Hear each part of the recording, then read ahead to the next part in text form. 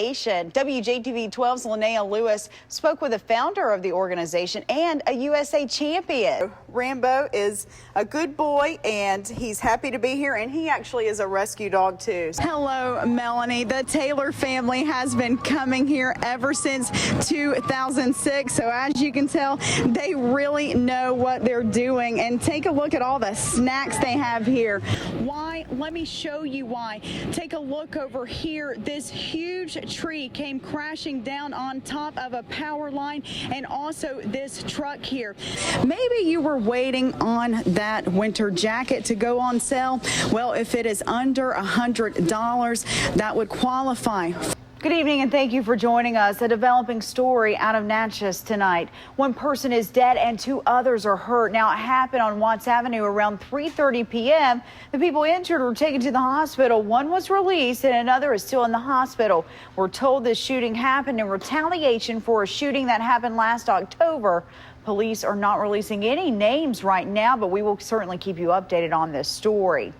By the time Florence finishes its bombardment, up to 40 inches of rain will have fallen in parts of North Carolina and South Carolina. Some other parts of South Carolina could see rainfall totals of up to 15 inches. Natasha Chin is in North Carolina, where the governor warns the danger is far from over. The National Guard has 6,500 troops deployed and almost 3,000 more are standing by. You can see National Guard troops rescuing stranded people in New Bern, North Carolina in this video here. Now, the Army Corps of Engineers and Department of Health and Human Services also have personnel on site. Most of those deployed are in the Carolinas, where the cost of the damage is mounting. More than 24 Southern Pine Electric employees left this morning to help in the recovery efforts in South Carolina. They will be assisting Aiken Electric Cooperative. They will work until power is restored in the areas hit by Florence. Local organizers in Jackson held a march today as a way of bringing awareness to violence in the community. The 4th annual rally for nonviolence took place along Sykes Road, where dozens gathered to shed light on gun violence. National Day of Nonviolence taking place.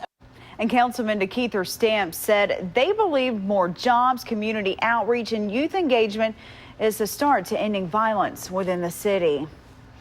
On the 17th anniversary of 9/11, first responders are remembering those who died in those terror attacks. WJTV 12's Angel Edo was there for the somber mourning.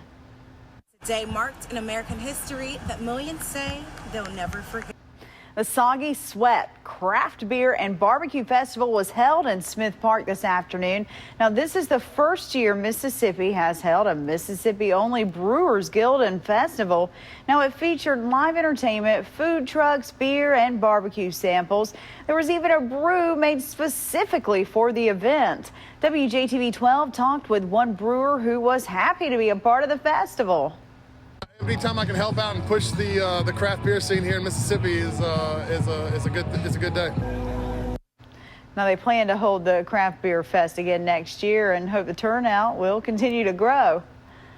A lesson in healthy living today in Jackson. The Mind, Body, and Soul Expo returned to the Jackson Convention Complex. Folks from all over the metro came to set up shop. There were booths to educate folks about exercising, hygiene, and some even had art. Now, since it's never too early to learn about good health, there was even a tumbling mat for the kids. Well, Mississippi being one of the most obese states in the union, I think it's important to teach our children, instill it in them to be active and stay active and healthy and keep a good balanced nutrition. So it's important to prevent obesity and prevent health problems later on in life. Organizers say the expo helps raise awareness about Mississippi's challenges with obesity. Mississippians had the chance to taste the best of West Jackson this afternoon. It was held at Claiborne Park behind Provine High School. 10 local restaurants were featured at the event, including Ooh La La's Bakery, Sugar's Place downtown, and Taste of the Island. There was also plenty of field games, live music, and space jumps to make it fun for the whole family. We spoke to members of the JSU basketball team at the event. I think it's a great thing to bring the community together and just to get out of the house if you have nothing else to do. This is the third year of the Taste of West Jackson. How fun. And volunteers with the Pearl River Clean Sweep were out today working to keep Mississippi beautiful. They were all along the Pearl River scouting for trash. The nonprofit had volunteers stationed at more than 30 locations. Some were out in kayaks at the Pelahatchie Shore Park. With the help of a grabbing tool, they were really able to get into the nooks and crannies of the river. Access areas where most people don't see, where they can get trash, where the water constantly adjusts in height and depth, so they can get in those areas where most people don't know the trash is, where it tends to hide. The River Clean Sweep is open to all ages, held rain or shine. Their next Clean Sweep day is next Saturday. So you want to stay tuned for that. And the river always needs a good cleaning, right, Griffin? It sure looks like it. We've heard from John Knight III. Now the officer he accused of assaulting him is talking to us. John Knight III previously shared these photos of his injuries he says he received when Officer Vincent Lampkin slammed him on the ground during a traffic stop. Lampkin denies the allegations. He refused to go to the ground, and that's his got scratched on a rock on the ground. Or he did some rocks where he was after he was told to get on the ground.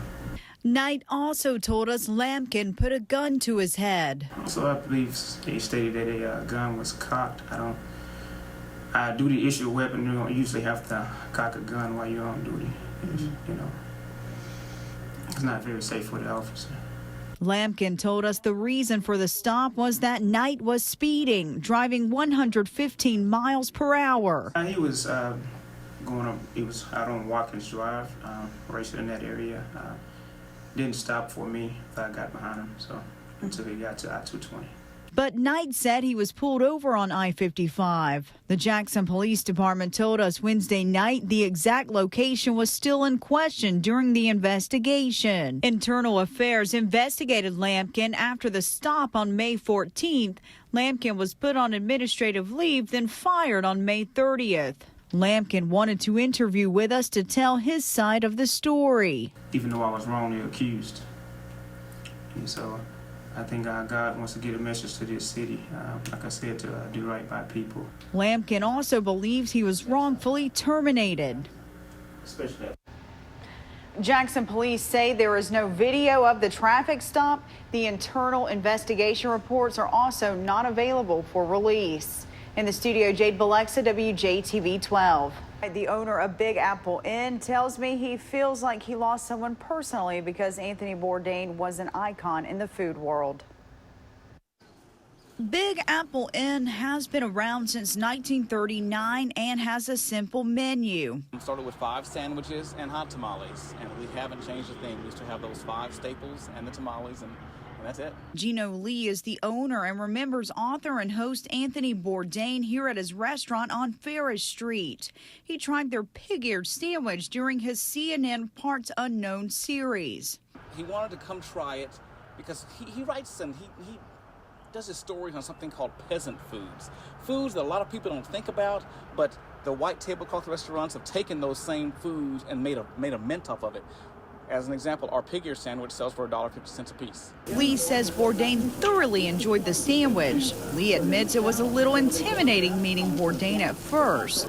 First of all, I'm just 5'4" and he stands like 6-something, so he's statuesque and has this really deep voice, and he doesn't smile very much, you know, and also his reputation precedes him by a long way. But the opportunity was unforgettable. He traces food back to its origin and to where it began and why people do certain things, which is amazing. News of his death was shocking to Lee, who received text messages Friday morning about Bourdain's suicide. Hines Behavioral Health Services says suicide is a major public health concern. Because sometimes even the strongest ones, the ones that we think are doing okay, they're probably not. So if you notice significant changes in their behavior, if you notice that they may have been depressed and suddenly they get better, that may even be a sign, because that could potentially tell us this person has made up their mind and come to some resolve about the potential for committing suicide. A CDC report released Thursday shows suicide numbers have gone up from 1999 to 2016 across the country. And now Bourdain's death is bringing even more attention to the issue. And Tiffany Anderson says there are a number of ways you can get help.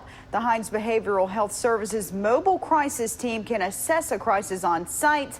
You can also call the National Suicide Prevention Lifeline at 1-800-273-TALK. In the studio, Jade Balexa, WJTV 12.